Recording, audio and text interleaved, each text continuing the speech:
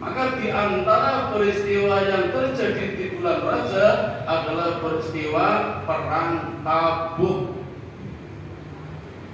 Perang apa, Pak? Tabuk. Disebut perang Tabuk karena terjadinya di wilayah Tabuk.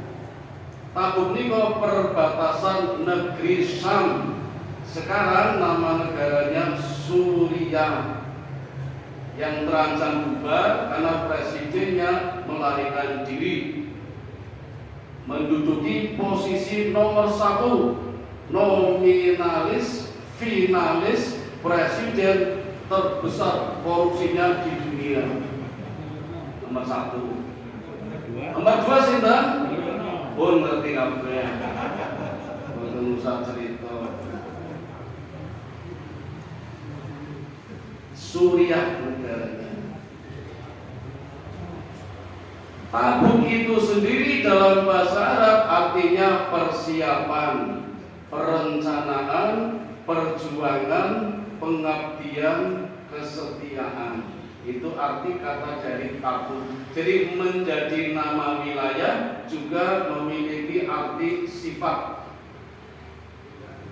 Tabuk. Ada riwayat lain yang menjelaskan terjadinya perang Tabuk bukan di bulan Rajab, tapi di bulan Syawal. Tapi yang viral adalah bulan Rajab. Perangnya bulan Syawal, tapi bulan Rajab menjadi persiapannya, perencanaannya. Maksudnya apa? Allah memberikan pelajaran kepada kita betapa pentingnya yang namanya persiapan, namanya perencanaan. Bahasa manajemennya planning. Orang yang tidak punya planning sama saja seperti layang-layang yang putus dari benangnya, terombang-ambingkan ke bawah angin, kemana angin pergi, kesitulah layang-layang mulanya. Orang yang tidak punya persiapan seperti buih di lautan yang dihempaskan oleh ombak ke tepian tanpa punya makna dan arti. Kalau dalam bahasa ibadah namanya niat. Ibadah apapun tanpa niat sia-sia. Niat pun harus lurus. Kalau tidak lurus, yang didapatkan niat yang kita ucapkan atau terbersit dalam hati kita. Jenengan dari rumah niatnya dapat jajan, sekarang sudah dapat jajan. Monggo bidasan ini mau kemulai. Nek niat biasanya nggak keresep. Nek niatnya ketemu teman, sekarang sudah ketemu teman. Tapi tidak mendapatkan lainnya.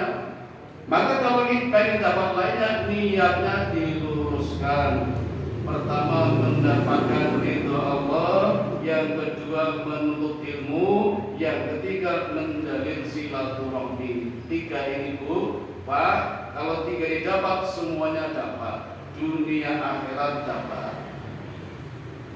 Planning sedikitnya ada 16 ilmuwan manajemen menempatkan planning di posisi penting. Pada prinsip-prinsip manajemen, fungsi-fungsi manajemen selalu ada.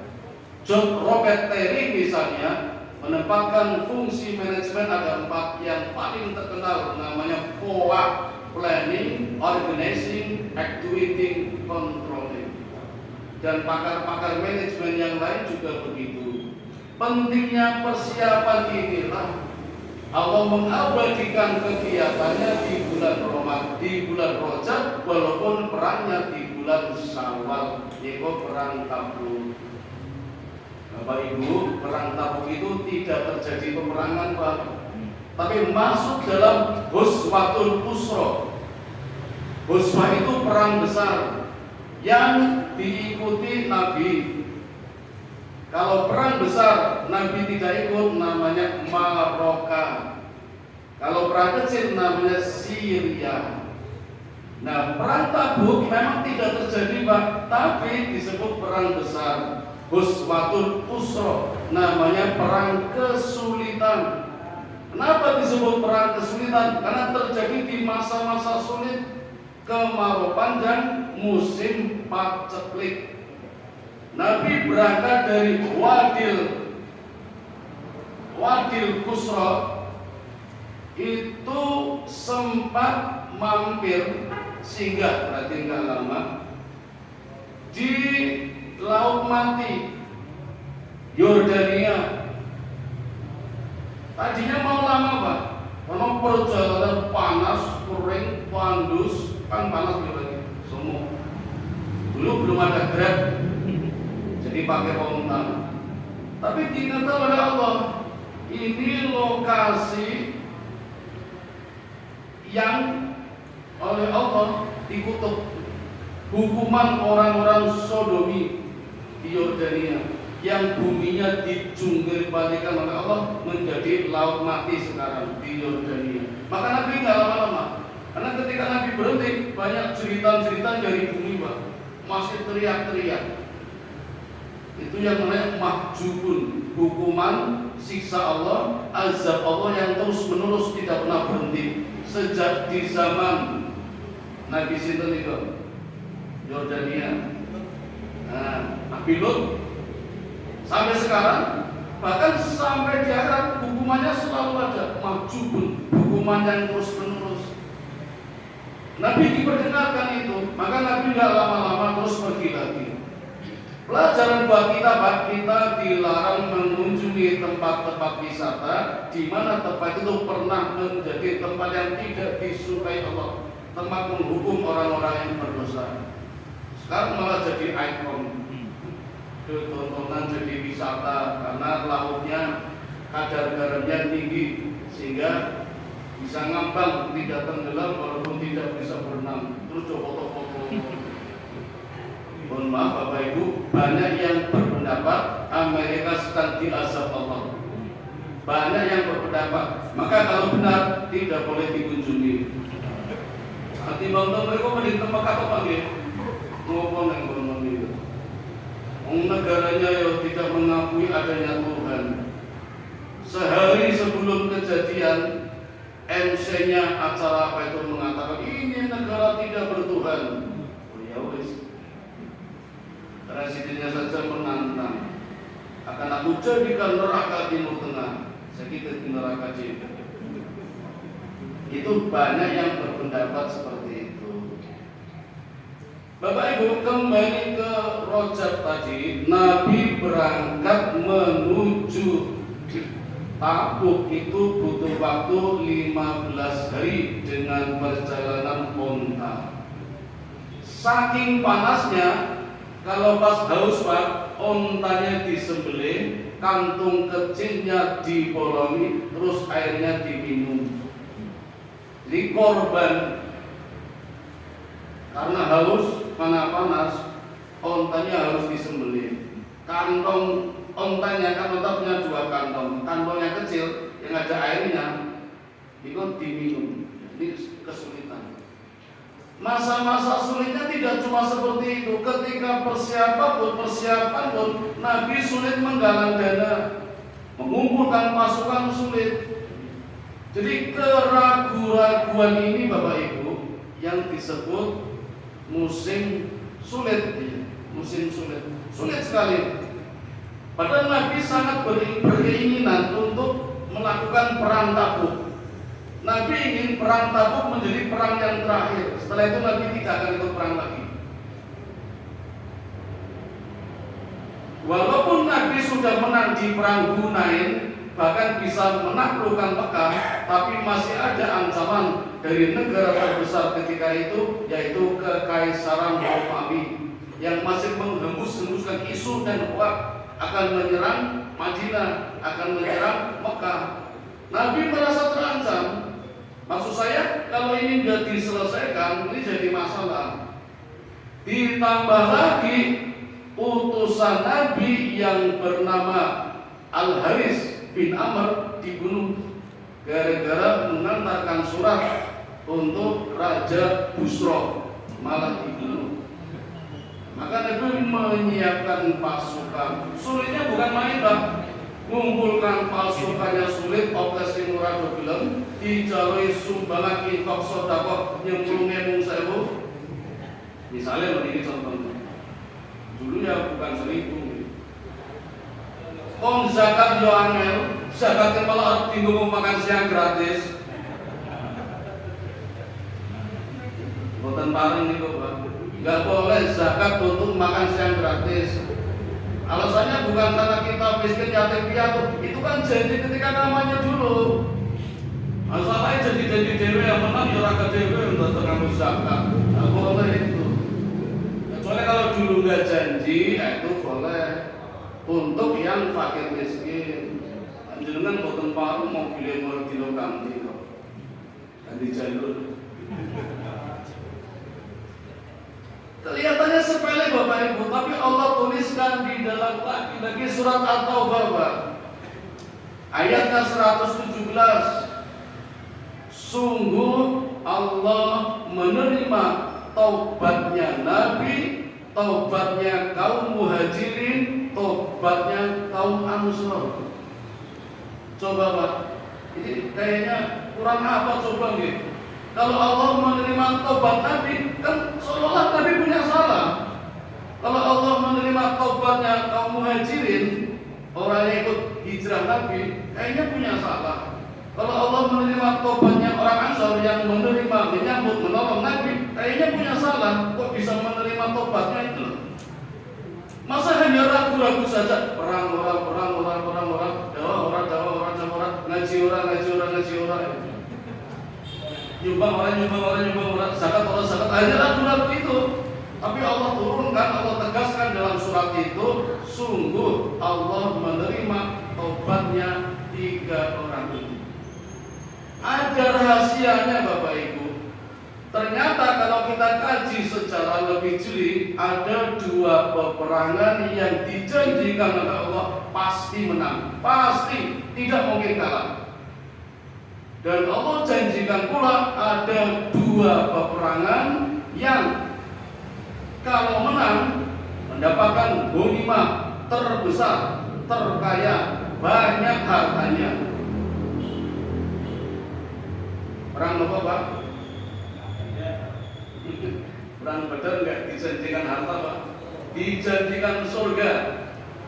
Sampai setelah perang Badar selesai, orang-orang berbuat dosa dimaafkan Pak. Itu luar biasanya perang Badar itu. Maka banyak sahabat yang meri yang tidak ikut perang Badar, sambil berbuat dosa saja diampuni, dijamin masuk surga. Itu perang Badar Pak, perang Badar. 313 satu tambah Nabi dijamin masuk surga. Pengen hidup di masa lalu Pak gitu. Ini perang yang Allah janjikan menang. Perang Khaybar dan perang Tabuk. Yang Allah janjikan harta rampasannya besar, banyak. Setelah perang nanti menang terus kaya, itu perang Hunain sama Tabuk. Nah, jadi Tabuk ini perang yang Allah janjikan juga kemenangan sama kekayaan. Walaupun akhirnya nggak perang Pak, ini memang rahasia Allah. Beda dengan Khaybar, Allah janjikan harta yang banyak, tapi tidak janjikan kemenangan. Tapi menang. Itu Khaybar. Terbalik nih, Allah janjikan kemenangan, tapi hartanya tidak sebanyak ketika di perang Hunain. Bapak Ibu, kalau kita memahami ayat Quran, peperangan yang Allah janjikan menang itu tidak semuanya mudah. Perang Tabuk termasuk, ya memang mudahnya karena nggak perang, tapi kan persiapannya itu yang luar biasa. Ragu-ragu saja, Allah nggak suka. Tapi ketika mulai yakin, setia, mau berkorban, Allah terima tobatnya dan berikan kemenangan di perang Tabuk. 15 hari sampai di sana tidak terlihat musuh, nggak kelihatan. Nabi menunggu 20 hari Pak, hampir sama dengan perang Khaybar. Sampai di sana di perang Khaybar juga nggak ada orang, nggak ada musuh. Jangan-jangan musuh mengintai, nanti tiba-tiba menyergap. Nah bedanya Pak, di perang Tabuk Nabi menunggu 20 hari, ternyata benar-benar musuh tidak kelihatan. Pada kerajaan kekaisaran Romawi terbesar ketika itu, rupanya Nabi hanya membawa 30.000 pasukan, mereka sudah takut. Karena Nabi baru saja mengalahkan di perang Hunain dan menaklukkan Mekah. Jadi rupanya kendor semangat kekaisaran Romawi yang hanya kekuatannya 40.000 ketika itu menjadi kekuatan terbesar, tapi sering menyebar waktu itu. Takut 20 hari. Dan 20 hari dimanfaatkan oleh Nabi untuk melobi pimpinan-pimpinan penguasa daerah sekitarnya sehingga bersatu menambah kekuatan Nabi. Itu juga janji Allah. Selesai Nabi pulang dan butuh 15 hari lagi. Jadi total 50 hari perang Tabuk selesai tanpa berdarah-darah kampung. Allah janjikan kemenangan dan berikan ghanimah, harta rampasan yang sangat banyak, yang sampai sekarang Pak hartanya tidak habis-habis. Ustadz saya cerita ketika umroh kemarin di Mekah sempat menemukan bank yang memiliki rekening namanya Umar bin Khattab dan Utsman bin Affan. Jumlah saldonya selalu bertambah. Dikabarkan sudah sampai 13 triliun. Orangnya sudah tiada, saldo banknya bertambah terus. Beda dengan kita, orangnya masih ada, saldonya habis. Diambil terus. Itu berkat perang Tabuk. Perang Khaybar mirip, tapi berdarah-darah. Perang Khaybar itu ada 9 benteng yang dimiliki orang-orang Yahudi. Baru benteng pertama saja Nabi mengepung selama 43 hari. Nggak tembus-tembus itu Pak. Nggak tembus itu. Kuat sekali bentengnya itu. Dijebol nggak bisa. Sampai Ali bin Abi Thalib minta izin kepada Nabi. Allah berikan mukjizat kepada Nabi, diberikan kepada Ali untuk menjebol pintu gerbang. Baru jebol itu. Merembet ke benteng-benteng lain sampai 9 benteng dikuasai, baru selesai perang Khaybar dalam waktu 60 hari. Dan Allah janjikan kemenangan. Jadi kalau kita pelajari Bapak Ibu, peperangan-peperangan yang Allah janjikan kemenangan, ada yang harus ikhtiar itu. Tidak. Jadi begini Bapak Ibu, kalau kita berpikir nih, Allah kan memberikan janji kemenangan. Itu pasti Pak, janji Allah tidak pernah meleset. Tapi kok bisa berubah? Contohnya perang Uhud, kok bisa berubah? Kalau Allah janjikan kemenangan, Allah janjikan menurunkan malaikat jumlahnya 3 kalinya jumlah musuh. Jumlah musuh itu 3.000. Berarti Allah turunkan malaikat 9.000. Mestinya kan menang lah itu perang Uhud. Kenapa bisa kalah? Di perang Badar pasukan Nabi cuma 313, pasukan musuh 1000. Allah turunkan 1000 malaikat, menang perang Badar. Di perang Uhud Allah turunkan 9.000 malaikat, cuma belum diturunkan. Jadi Allah akan saya turunkan malaikat 3 kalinya jumlah musuh. Bahkan kalau kamu disiplin taat pada Nabi, akan kirim malaikat lagi, malaikat khusus, malaikat pemburu Pak. Ini polisi yang pakai trim itu loh pemburu itu. Iya. Tapi kenapa kalah? Allah tidak melanggar janji, tapi umatnya, pasukannya yang merubah. Kan Nabi pesan, pasukan panah 50 orang jangan turun. Kalau engkau melihat kami menang, jangan turun. Kalah, jangan turun. Fase pertama menang itu perang Uhud. Turun, nggak sabar, wedi ora kemanan bansos itu loh. Wedi ora kemanan makan siang, melu mudun. Sudah diingatkan oleh Abdullah bin Zubair, jangan turun, ini pesan Nabi. Mayal 50 yang turun 44, tinggal 6.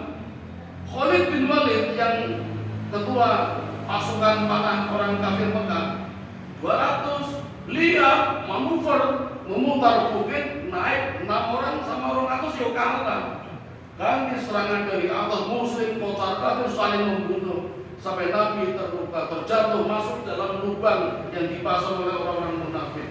Berubah, kemenangan sudah diambang pintu, sudah terlihat oleh mata, jadi kalah itu perang Uhud. Siapa yang merubah? Ya orang itu tidak taat kepada Nabi. Jadi Bapak Ibu, intinya kalau kita tidak taat kepada Nabi, yang Allah janjikan ngambang, Allah tunda dulu. Jadi kalau ingin mengalahkan Israel misalnya, kuncinya ya taat kepada Allah, taat kepada Nabi, dan satu lagi bersatu. Kalau pecah belah tidak mungkin menang walaupun akidahnya benar. Kan kadang orang begitu ya. Walaupun akidahnya salah, tapi kalau bersatu menang. Kan prinsip organisasi begitu. Allah berikan kemenangan kepada kemungkaran asal bersatu, rapi. Sementara Islam benar akan kalah kalau tidak bersatu, kocar kacir. Itu pelajaran dari perang-perang termasuk perang Tabuk yang terjadi di bulan Rajab.